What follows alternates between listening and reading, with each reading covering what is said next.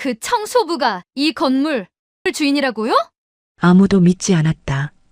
매일 새벽 낡은 작업복을 입고 묵묵히 바닥을 닦던 노인이 이 건물의 주인이라는 사실을 사람들은 그를 그저 청소하는 아저씨라고 불렀다. 하지만 그의 이름은 이성철 72세. 이 건물의 진짜 주인이었다. 이성철은 매일 새벽 오시면 어김없이 건물에 나타났다. 누구보다 먼저 와서 로비를 닦고 계단을 쓸고 고장난 전등을 직접 갈았다. 그의 손은 거칠고 두꺼웠다. 수십 년을 버텨온 노동의 흔적이었다. 그는 원래부터 부자가 아니었다. 20살부터 막노동판을 전전하며 하루하루를 버텼고 비 오는 날에도 눈 오는 날에도 일을 멈춘 적이 없었다. 그렇게 모은 돈으로 30년 전 허름한 건물 하나를 겨우 사들였다. 그리고 지금 그 건물은 도심 한복판의 알짜 건물이 되어 있었다. 하지만 그는 여전히 예전과 다를 것 없는 삶을 살고 있었다. 사장님, 왜 아직도 직접 청소하세요? 가끔 관리 직원이 조심스럽게 물으면 그는 늘 이렇게 대답했다. 내가 땀 흘려 산 건물이다. 내 손으로 지키는 게 맞지. 그 말에는 이상하게도 누구도 반박할 수 없는 무게가 있었다. 입주자들은 그를 대수롭지 않게 여겼다. 엘리베이터에서 마주치면 고개만 까딱하거나 아예 못 본 척 지나가기 일쑤였다. 어떤 사람은 노골적으로 말했다. 청소 좀 제대로 하세요. 냄새 나잖아요. 그는 아무 말도 하지 않았다. 그저 조용히 걸레를 다시 적셨다. 하지만 모르는 사람이 있었다. 그가 몰래 관리비를 깎아주고 있다는 사실을. 형편이 어려운 가게에는 수리비를 받지 않고 직접 고쳐준다는 것도. 그는 건물주가 아니라 사람으로 살고 있었다. 그에게는 하나뿐인 아들이 있었다. 이준혁 34세. 국내 대기업 IT 계열사에 다니는 소위 말하는 엘리트였다. 유학도 다녀왔고 능력도 인정받는 인재였다. 하지만 그는 아버지를 이해하지 못했다. 아버지, 이제 그만 좀 하세요. 어느 날 준혁이 참다 못해 말했다. 언제까지 그렇게 사실 겁니까? 청소부처럼 보이게. 순간 공기가 조용히 가라앉았다. 이성철은 걸레를 천천히 짜며 말했다. 청소부처럼이 아니라 그냥 청소하는 거다. 아니, 그게 아니라 사람들이 어떻게 보겠어요? 사람들이? 그가 고개를 들었다. 그 눈빛은 평소보다 훨씬 단단했다. 체면이 밥 먹여주냐? 준혁은 아무 말도 하지 못했다. 나는 내가 선택한 삶을 사는 거다. 짧은 한마디였다. 하지만 그 안에는 수십 년의 시간이 담겨 있었다. 준혁은 고개를 떨궜다. 아버지를 미워한 건 아니었다. 다만 창피하다는 감정이 마음 한쪽에 계속 쌓이고 있었다. 그는 오랜 연애 끝에 결혼을 결심한 사람이 있었다. 한지민 32세. 밝고 따뜻한 성격의 여자였다. 준혁은 그녀와 함께라면 안정된 삶을 만들 수 있다고 믿었다. 하지만 문제는 그녀의 집안이었다. 특히 그녀의 아버지, 한태식, 중소기업을 운영하는 대표로 돈과 체면을 무엇보다 중요하게 생각하는 사람이었다. 결혼은 집안끼리 하는 거야. 그는 늘 그렇게 말했다. 결국 상견례 날짜가 잡혔다. 장소는 도심의 고급 한정식집. 조용한 룸안 두 가족이 마주 앉았다. 한태식은 명품 시계와 고급 정장을 갖춰 입고 있었다. 반면 이성철은 깔끔하긴 했지만 오래된 셔츠와 구두를 신고 있었다. 손등에 굳은 살은 아무리 숨기려 해도 숨겨지지 않았다. 잠시 어색한 침묵이 흐른 뒤 어르신은 무슨 일 하십니까? 그 말투에는 미묘한 선이 그어져 있었다. 이성철은 담담하게 답했다. 이 근처 건물 하나 관리하고 있습니다. 청소랑 유지보수 같은 일합니다. 그 순간 한태식의 표정이 눈에 띄게 달라졌다. 청소요? 하지만 그 안에 담긴 의미는 결코 가볍지 않았다. 청소요? 한태식의 입꼬리가 아주 미세하게 올라갔다. 웃는 것도 그렇다고 아닌 것도 아닌 애매한 표정이었다. 하지만 그 방 안에 있던 사람들은 모두 느낄 수 있었다. 그 미묘한 경계선 같은 감정을. 아, 그렇군요. 그는 물잔을 천천히 들어 올리며 말을 이었다. 요즘은 그런 일도 다 전문적으로 하시니까 각자 역할이 있는 거죠. 겉으로는 평온한 말이었다. 하지만 그 말은 누구보다 날카롭게 내려앉았다. 한지민이 작게 입을 열었다. 아버지. 하지만 한태식은 말을 멈추지 않았다. 다만 말입니다. 그가 시선을 천천히 준혁에게로 옮겼다. 우리 지민이가 고생만 하며 살게 하고 싶진 않아서요. 순간 공기가 얼어붙었다. 준혁의 손이 테이블 아래에서 천천히 주먹을 쥐었다. 아버지, 그런 말씀은 좀. 지민이 당황한 얼굴로 말렸지만 이미 늦었다. 사실대로 말하는 게 뭐가 문제입니까? 한태식의 목소리는 낮았지만 단단했다. 결혼이라는 게 감정만으로 되는 건 아니잖아요. 그는 다시 한번 이성철을 바라봤다. 이번에는 훨씬 노골적인 눈빛이었다. 어르신께서 열심히 사신 건 알겠습니다만 현실이라는 게 있지 않습니까? 이성철은 아무 말도 하지 않았다. 그저 조용히 앉아 있었다. 준혁이 입을 열었다. 저는 지금 회사에서. 하지만 말을 끝내기도 전에 한태식이 끊어버렸다. 이직하셨다고 들었습니다. 준혁의 표정이 굳었다. 아직 자리도 완전히 잡히지 않은 상태라고요. 그는 물잔을 내려놓으며 말을 이었다. 솔직히 말씀드리면 지금 상황에서 결혼을 이야기하는 건 조금 이르지 않나 싶습니다. 지민의 눈빛이 흔들렸다. 아버지, 준혁 오빠는 충분하지 않습니다. 단호한 한마디였다. 방 안의 공기가 더 무거워졌다. 그때였다. 지금까지 침묵하던 이성철이 천천히 입을 열었다. 제가 가진 건 많지 않습니다. 그의 목소리는 조용했지만 이상하게도 또렷하게 들렸다. 하지만 우리 아들은 사람을 속이지 않습니다. 한태식의 표정이 살짝 굳었다. 남을 무시하지도 않고요. 짧은 문장이었지만 그 안에는 분명한 의미가 담겨 있었다. 그게 제가 평생 중요하게 생각해온 겁니다. 순간 아무도 말을 하지 못했다. 한태식의 눈빛이 천천히 변했다. 짜증이었다. 글쎄요. 그가 짧게 웃었다. 사람 대미도 중요하죠. 물론. 그는 등을 의자에 기대며 말을 이었다. 하지만 결혼은 현실입니다. 그의 시선이 다시 준혁에게 향했다.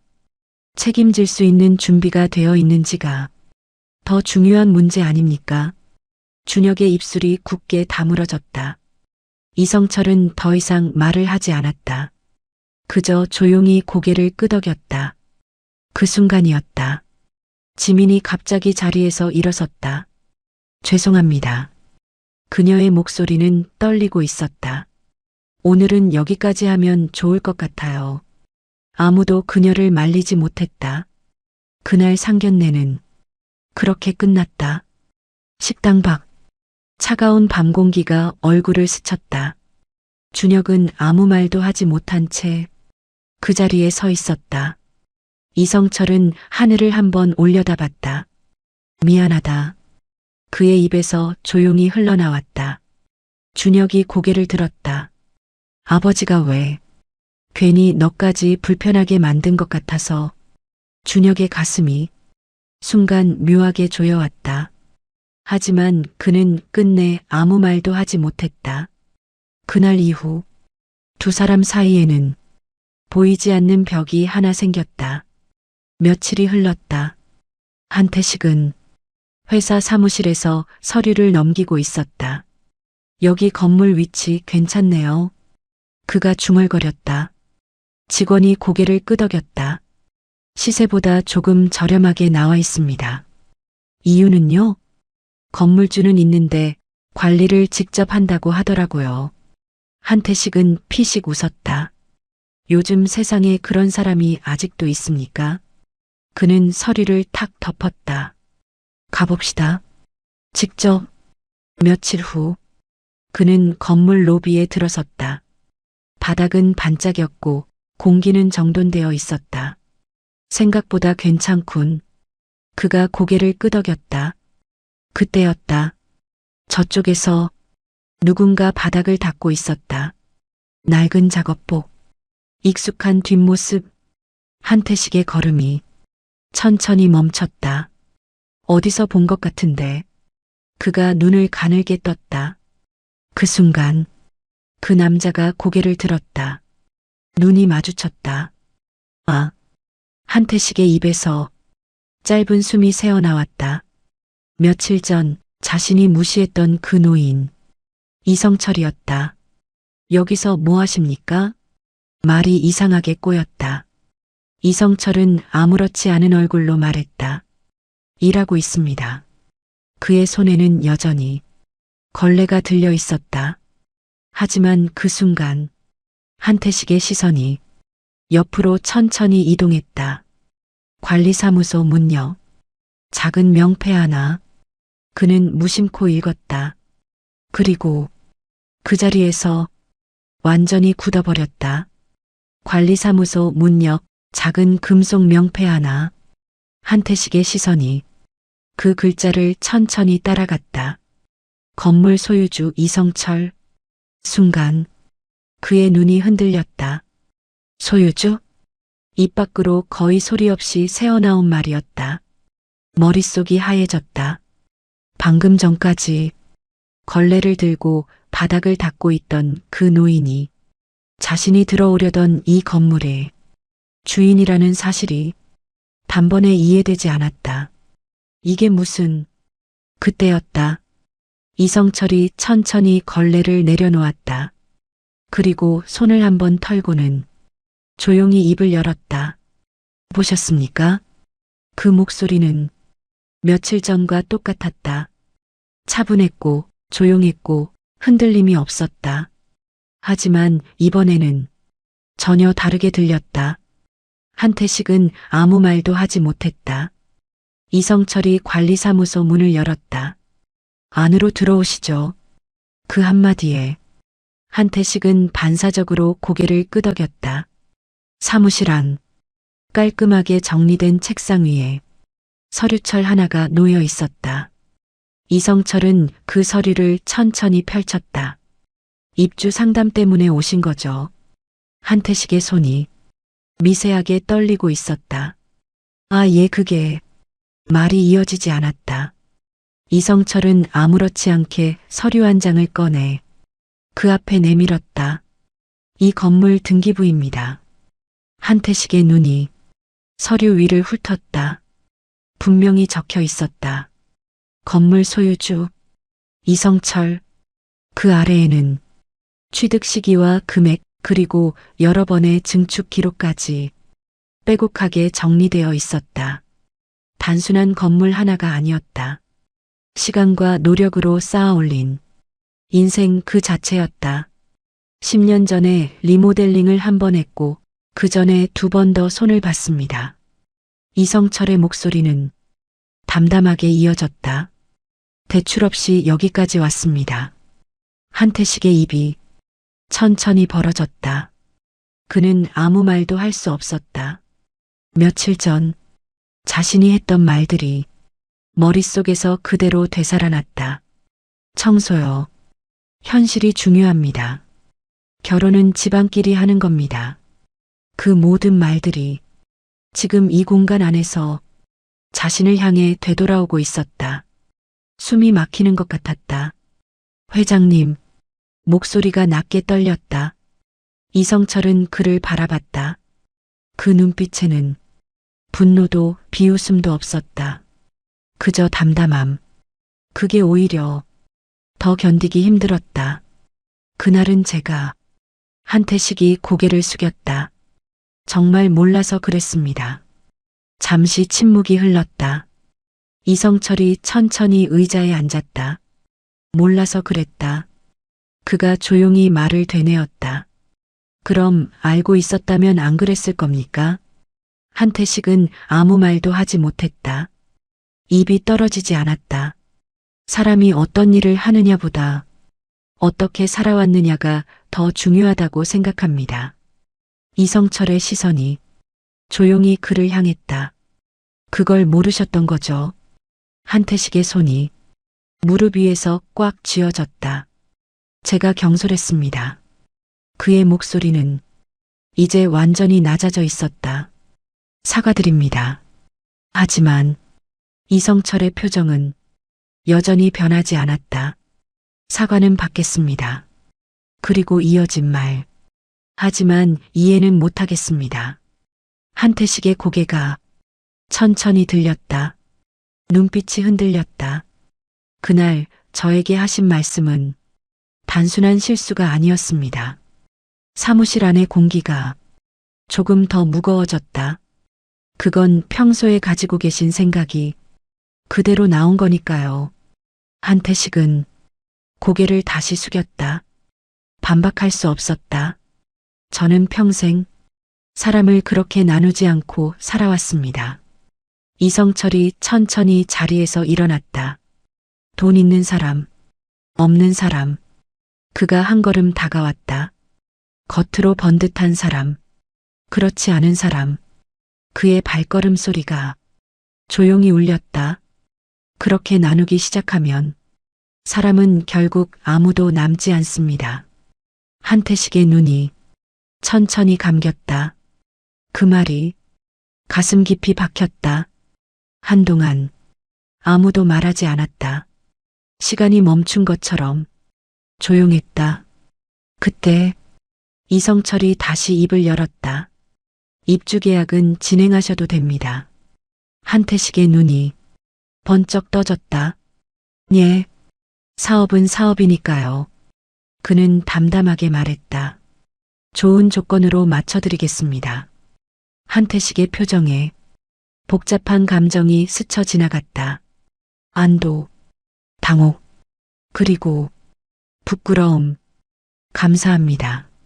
그의 목소리는 이제 완전히 힘이 빠져 있었다.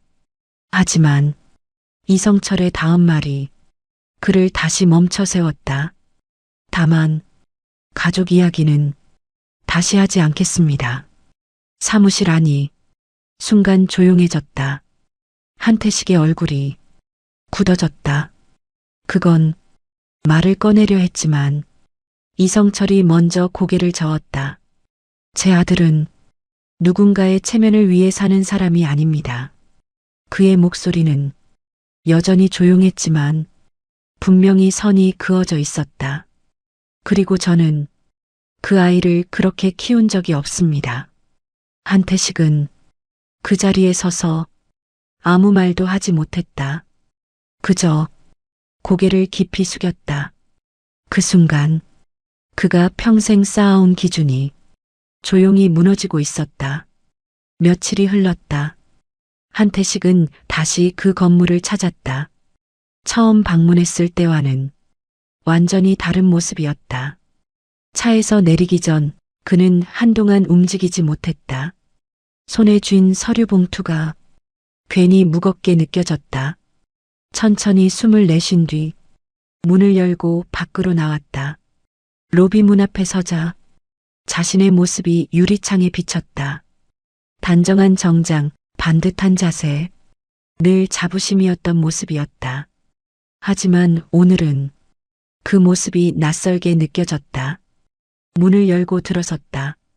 여전히 바닥은 깨끗했고 공기는 차분했다. 그리고 저쪽 이성철은 변함없이 걸레를 들고 바닥을 닦고 있었다. 한태식의 발걸음이 잠시 멈췄다. 며칠 전과 똑같은 장면이었다. 하지만 그 장면을 바라보는 자신의 시선은 완전히 달라져 있었다. 그는 천천히 다가갔다.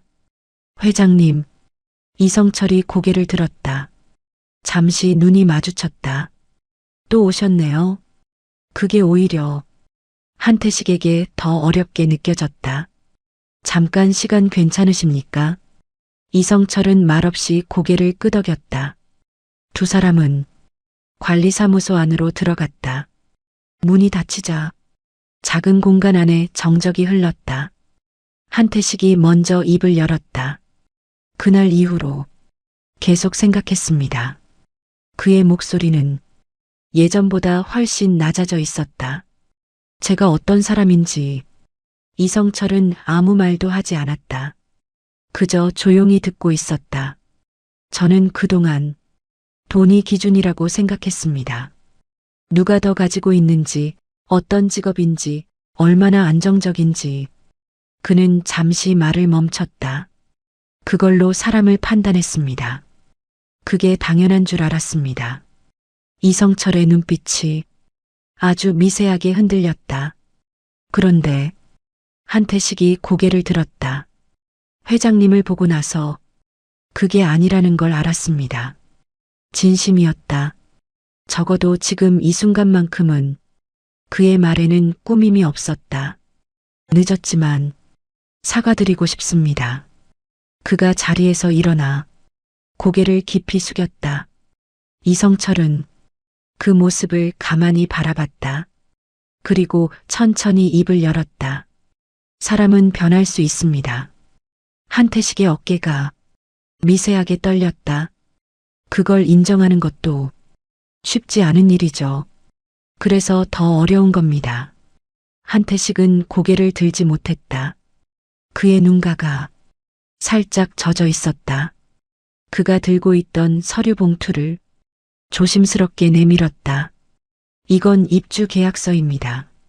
이성철은 그 서류를 바라봤다. 그리고 한태식이 말을 이었다. 개인적으로 드리고 싶은 말씀이 있습니다. 두 아이 이야기입니다. 지민이와 준혁이. 그의 목소리가 조금 더 조심스러워졌다. 다시 생각해보니 두 사람을 막을 이유가 없다는 생각이 들었습니다. 오히려 그는 말을 이어갔다. 제가 방해했던 것 같습니다. 그래서 다시 한번 기회를 드리고 싶습니다. 부모로서 아이들의 선택을 존중하겠습니다. 그 말이 끝나자 공간 안이 조용해졌다. 이성철은 한동안 아무 말도 하지 않았다. 그저 서류를 내려다보고 있었다. 사업 이야기는 그의 손이 서류 위에 닿았다. 진행하셔도 됩니다. 한태식의 표정에 잠깐 안도감이 스쳤다. 하지만 그 다음 말이 그를 다시 멈추게 했다.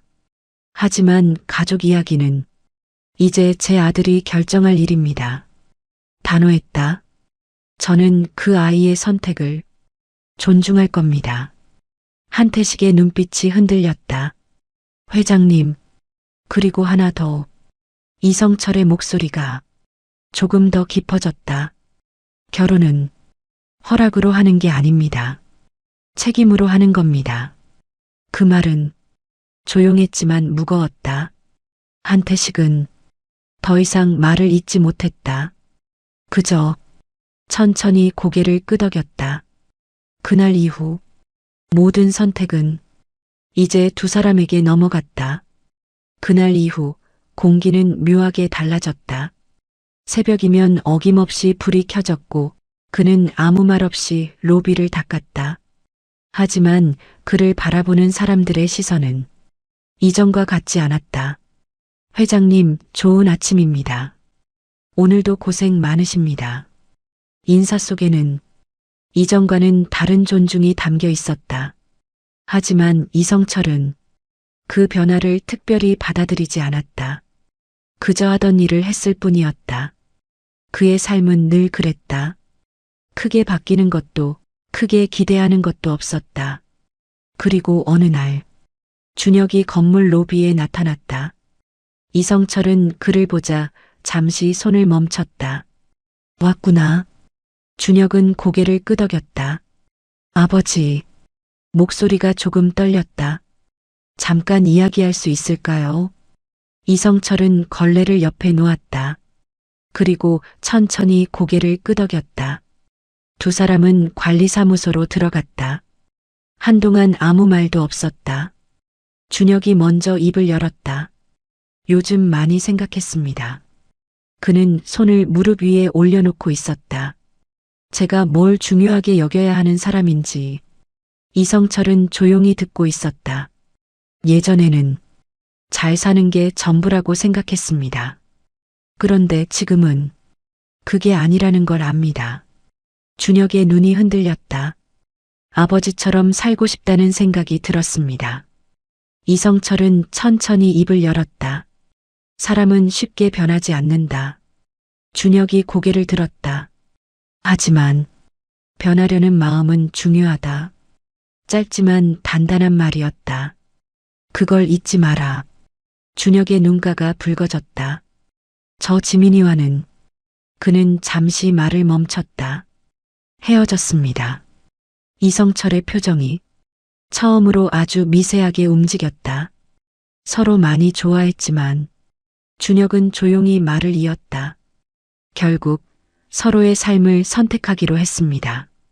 이성철은 아무 말도 하지 않았다. 그저 고개를 천천히 끄덕였다. 그게 맞을 수도 있지. 짧은 한마디.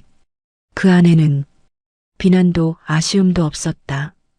그날 이후 지민도 조용히 자신의 길을 걸었다. 부모의 기대와는 다른 선택이었지만 그녀는 흔들리지 않았다. 예전처럼 사람을 먼저 보지 않고 조건을 먼저 보던 습관을 조금씩 내려놓기 시작했다. 건물 입주 이후에도 그는 종종 이성철을 찾아왔다. 하지만 예전처럼 거래를 위해서가 아니었다. 회장님, 오늘도 한마디 배워갑니다. 그는 그렇게 말했다. 이성철은 가끔 짧게 웃을 뿐이었다. 배울 건 없다. 늘 같은 대답이었다. 하지만 그 말조차 한태식에게는 가르침이었다. 시간이 흘렀다. 어느 아침 로비는 평소처럼 조용했다. 이성철은 걸레를 들고 있었다. 그때 한 입주자가 지나가며 말했다. 회장님, 오늘도 일찍 나오셨네요. 이성철은 고개를 끄덕였다. 좋은 아침입니다. 그 한마디는 언제나 같았다. 하지만 그날은 조금 달랐다. 잠시 후 그는 바닥을 닦으며 조용히 하늘을 올려다봤다. 아무 이유도 없었다. 그저 습관처럼. 그리고 아주 작게 말했다. 사람은 결국 마음으로 남는구나. 그 말은 누구에게도 들리지 않았다. 하지만 그 건물 안에는 분명히 남았다. 시간이 지나도 사라지지 않는 것들이 있다. 돈도 지위도 아닌 것, 사람이 살아온 태도, 그리고 그 태도는 언젠가 반드시 드러난다.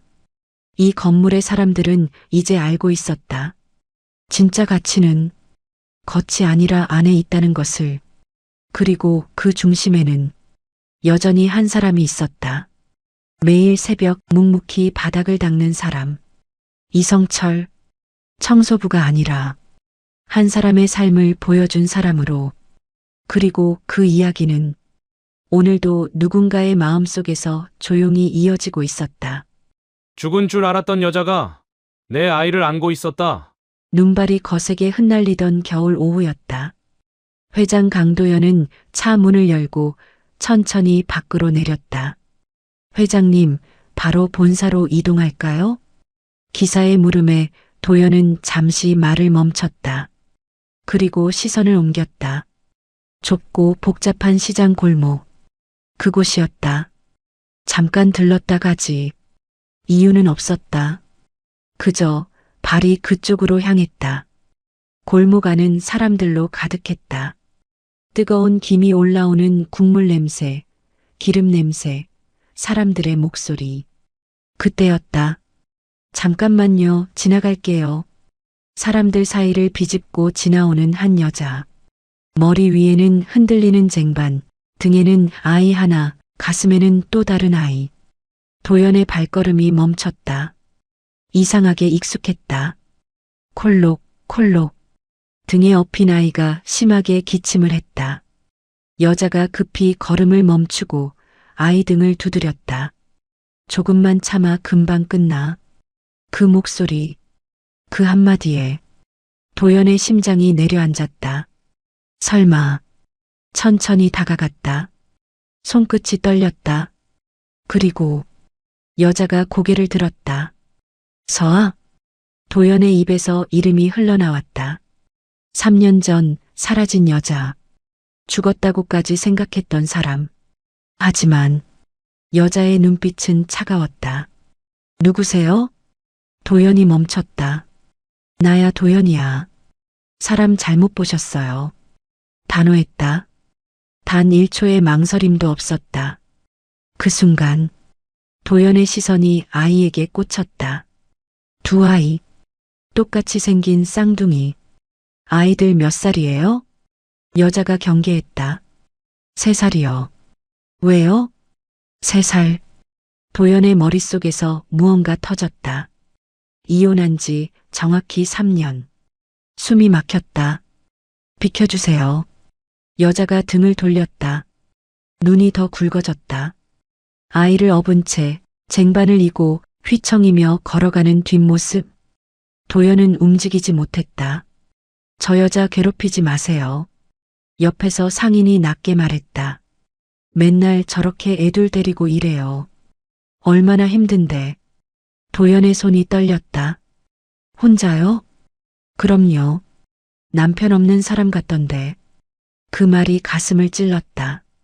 그날 밤 도연은 잠을 잘 수 없었다. 책상 위에는 오래된 서류가 놓여 있었다. 이혼 서류. 날짜를 손으로 짚었다. 3년 전. 그리고 오늘 본 아이들. 말도 안 돼. 손이 떨렸다. 서랍을 열었다. 낡은 파일 하나. 그 안에는 3년 전 그녀를 무너뜨린 증거들이 있었다. 비자금 계좌, 위조된 계약서. 그때는 의심하지 않았다. 완벽했으니까. 너무 완벽해서 오히려 이상할 정도로. 도연의 눈이 멈췄다. 한 장의 서류, 서명.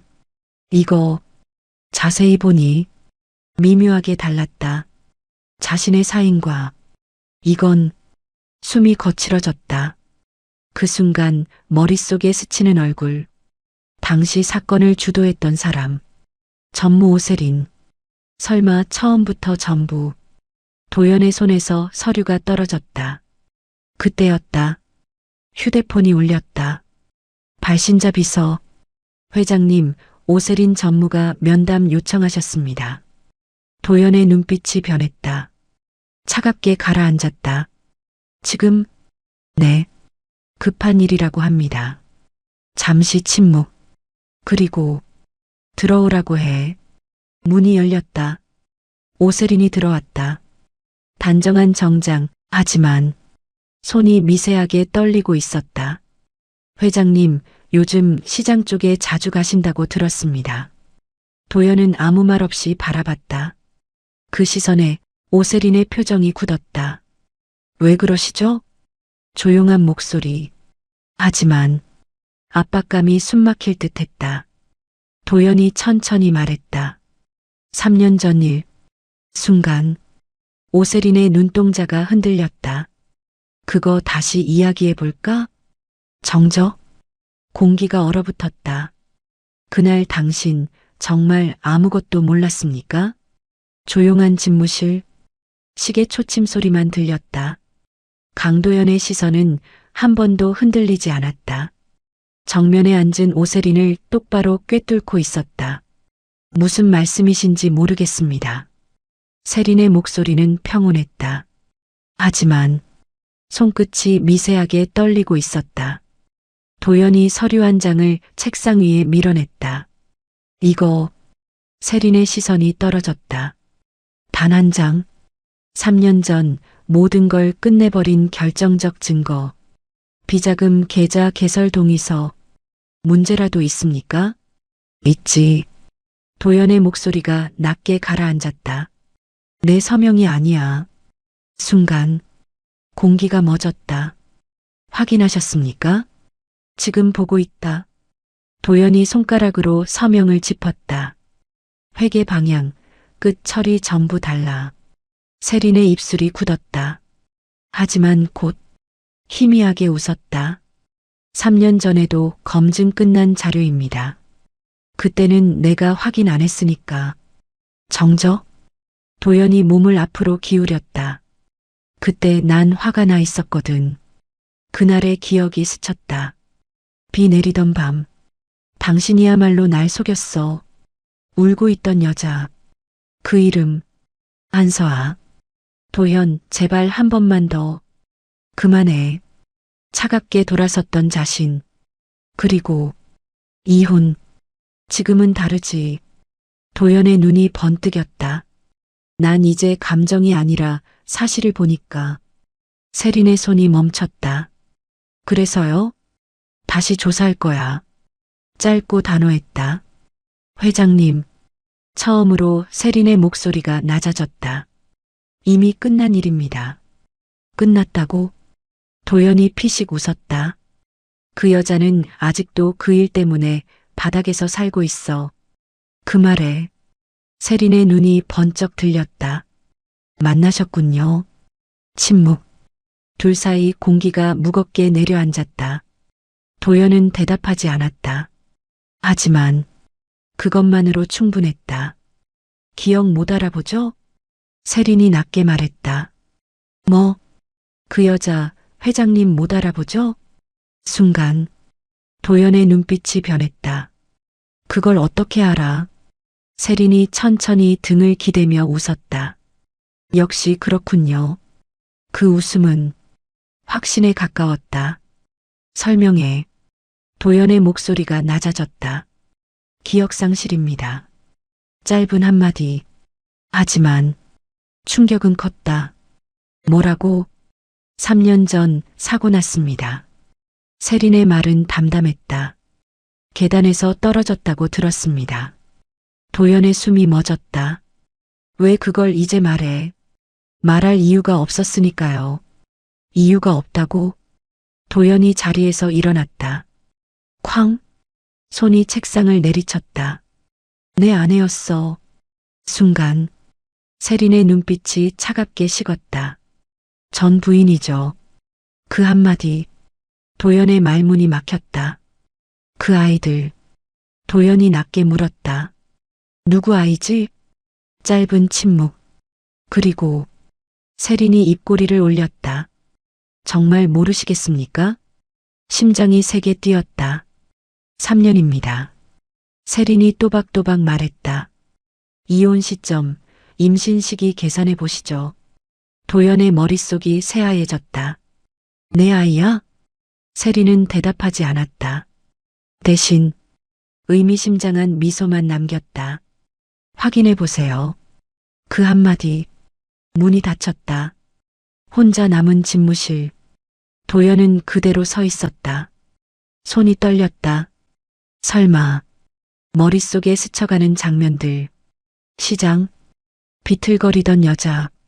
기침하던 아이. 콜록콜록. 그 순간 도연이 휴대폰을 집어들었다. 지금 당장 사람 붙여. 목소리가 낮게 떨렸다. 오늘 시장에서 본 여자 전부 조사해. 네, 회장님.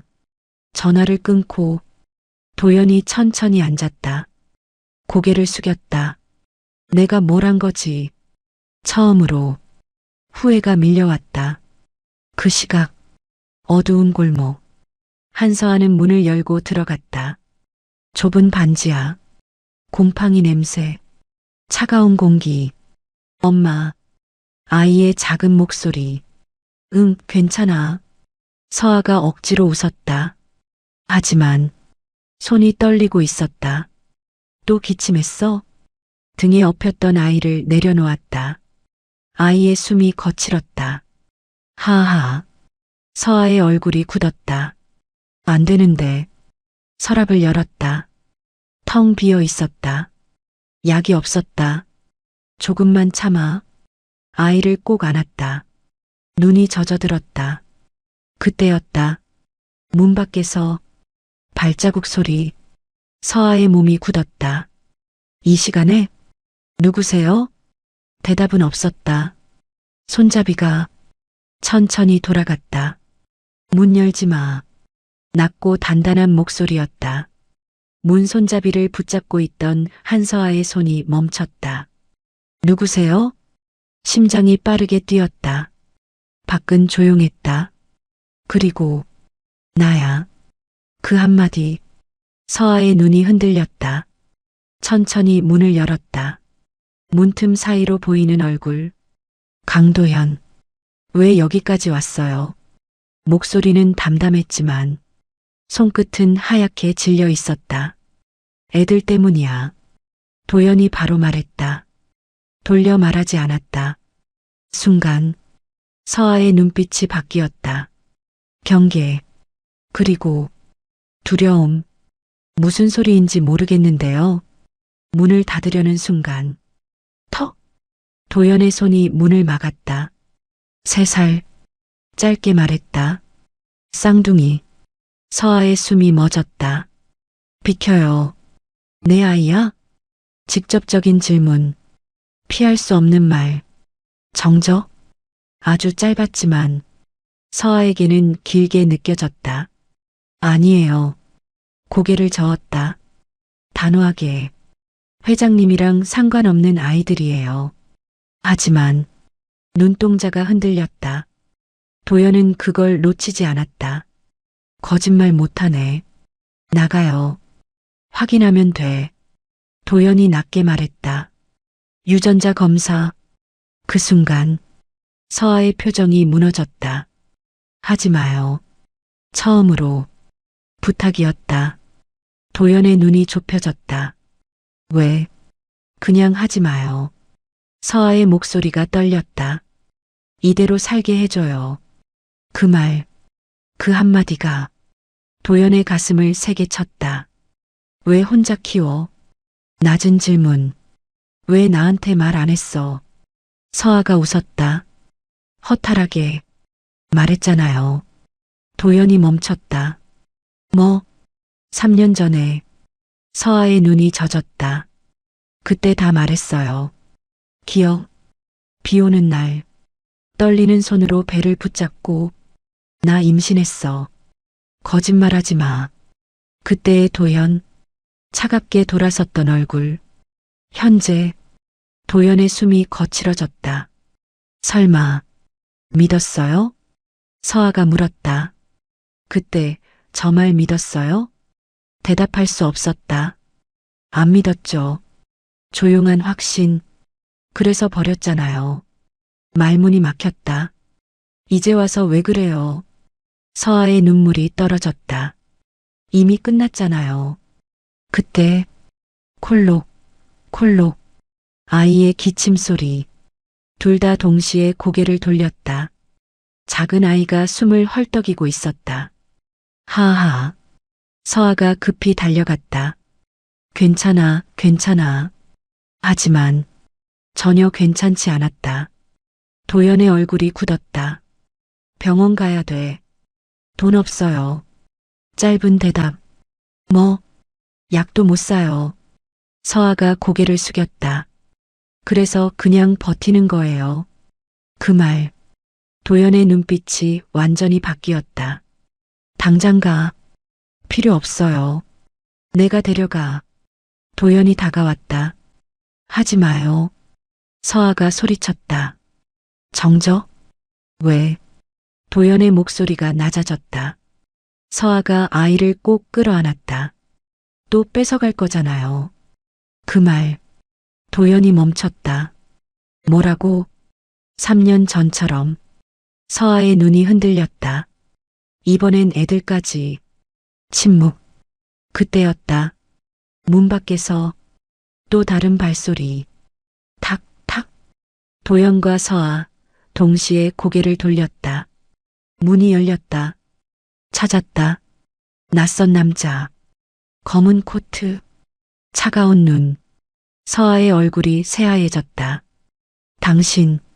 남자가 웃었다. 오랜만입니다. 천천히 말했다. 한서아 씨. 도연의 눈빛이 날카로워졌다. 누구야? 남자가 시선을 옮겼다. 도연을 보며 의미심장하게 웃었다. 아, 이분이군요. 고개를 살짝 숙였다. 3년 전에 아내 버린 남자. 공기가 얼어붙었다. 그날 당신이 버린 건 아내만이 아니었습니다. 낯선 남자의 말에 공기가 얼어붙었다. 강도연의 눈빛이 날카롭게 변했다. 누구냐? 남자는 천천히 웃었다. 소개가 늦었네요. 코트를 정리하며 한 발 들어왔다. 이준혁입니다. 짧은 침묵. 그리고 3년 전 사건 담당 변호사였죠. 도연의 눈이 번뜩였다. 기억난다. 서류를 넘기던 얼굴. 냉정하게 사실만 말하던 사람. 그게 이 남자였다. 근데 왜 여기 있지? 준혁이 고개를 기울였다. 그건 제가 할 질문 아닐까요? 시선이 서아에게 향했다. 그리고 아이들. 아직도 이렇게 살고 계셨네요. 담담한 말. 하지만 그 안에는 묘한 감정이 섞여 있었다. 그만하세요. 서아가 낮게 말했다. 이제 와서 무슨 말을 하려고 온 거예요. 준혁이 잠시 그녀를 바라봤다. 그리고 천천히 입을 열었다. 사과하려고요. 정적? 도연이 눈을 좁혔다. 사과? 네. 준혁이 고개를 끄덕였다. 3년 전에 제가 틀렸습니다. 그 한마디 무겁게 떨어졌다. 무슨 뜻이야? 준혁이 가방에서 서류를 꺼냈다. 탁! 낡은 파일 하나가 바닥에 놓였다. 그때 제출된 증거들 하나씩 꺼냈다. 비자금 계좌, 계약서, 거래 내역. 전부. 잠시 멈췄다. 그리고 조작입니다.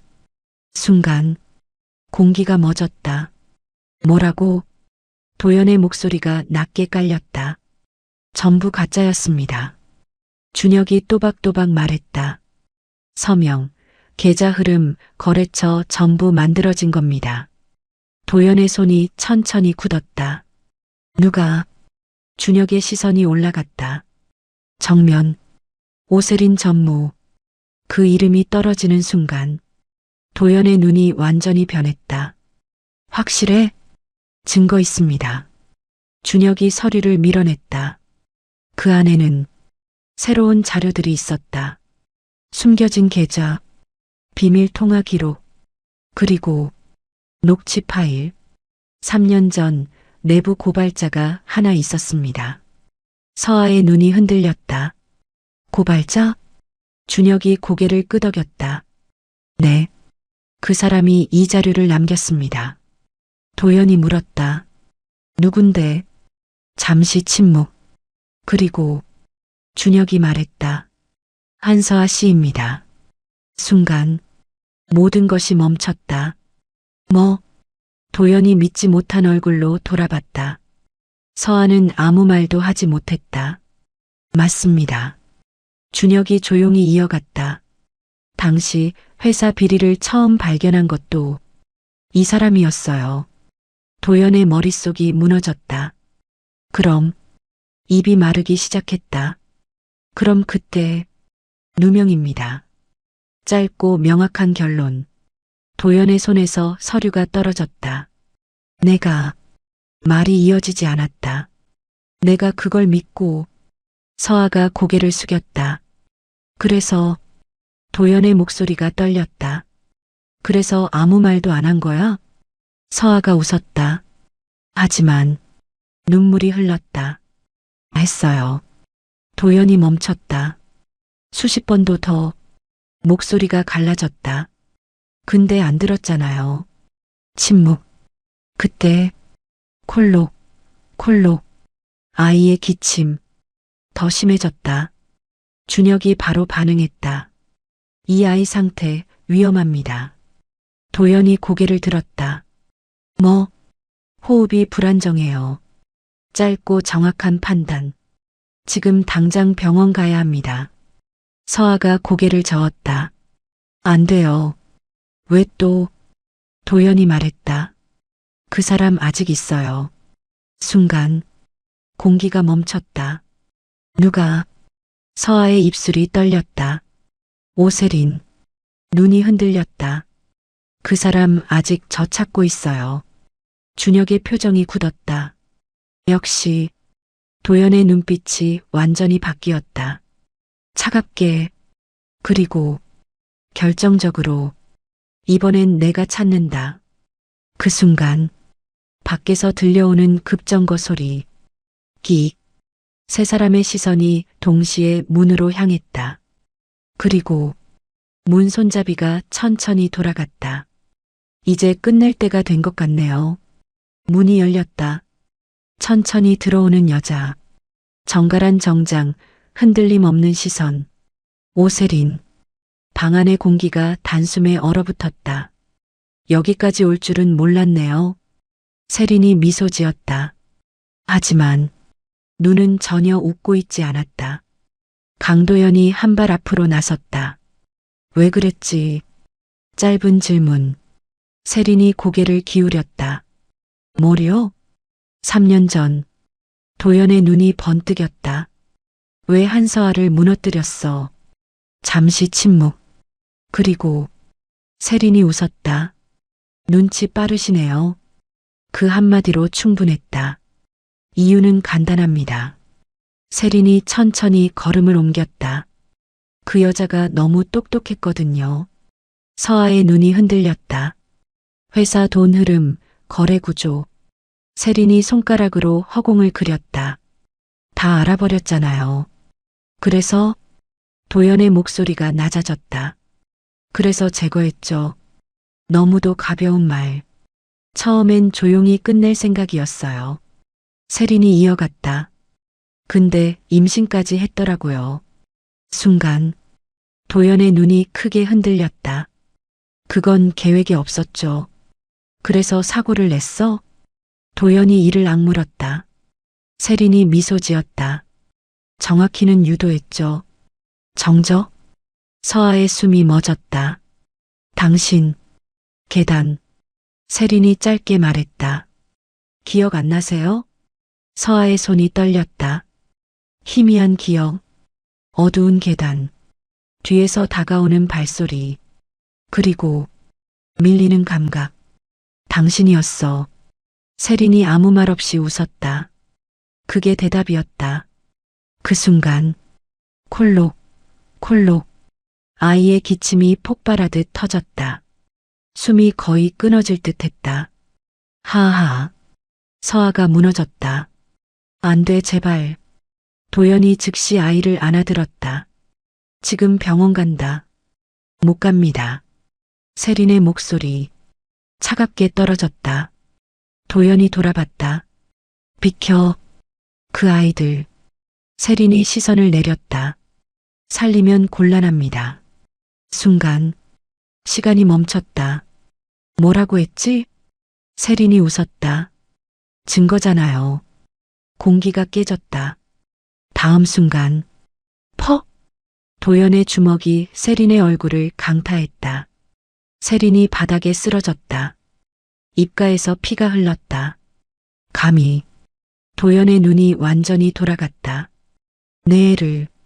그때 그만하세요. 이준혁이 소리쳤다. 이미 끝났습니다. 모두의 시선이 그에게 향했다. 녹취, 계좌, 통화 기록. 준혁이 휴대폰을 들어 올렸다. 전부 경찰에 넘겼습니다. 세린의 눈이 크게 흔들렸다. 뭐, 지금쯤이면. 밖에서 들려오는 사이렌 소리. 위잉. 점점 가까워졌다. 세린의 얼굴이 무너졌다. 이건 아니야. 문이 열렸다. 경찰들이 들이닥쳤다. 오세린 씨 횡령 및 살인미수 혐의로 체포합니다. 수갑이 채워졌다. 세린이 마지막으로 도연을 노려봤다. 끝난 거 아니에요. 도연이 낮게 말했다. 그래. 그리고 이제 시작이야. 세린이 끌려나갔다. 모든 게 끝난 순간 도연이 고개를 돌렸다. 병원. 짧게 말했다. 몇 시간 후 응급실 앞. 서아는 떨리는 손으로 의자에 앉아 있었다. 괜찮을 겁니다. 준혁이 조용히 말했다. 그때 문이 열렸다. 의사가 나왔다. 보호자분? 도연과 서아가 동시에 일어났다. 지금은 안정됐습니다. 그 한마디. 서아의 다리가 풀렸다. 다행이다. 눈물이 쏟아졌다.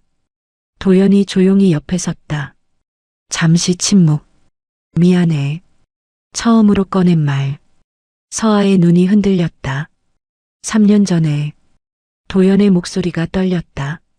내가 틀렸어. 긴 침묵. 서아가 고개를 숙였다. 늦었어요. 도연이 멈췄다. 그래도 서아가 천천히 고개를 들었다. 눈물 젖은 눈. 아이들은 아빠 필요해요. 그 한마디. 도연의 숨이 멎었다. 넌? 짧은 질문. 서아가 잠시 눈을 감았다. 그리고 천천히 생각할게요. 완전히 닫지 않은 문.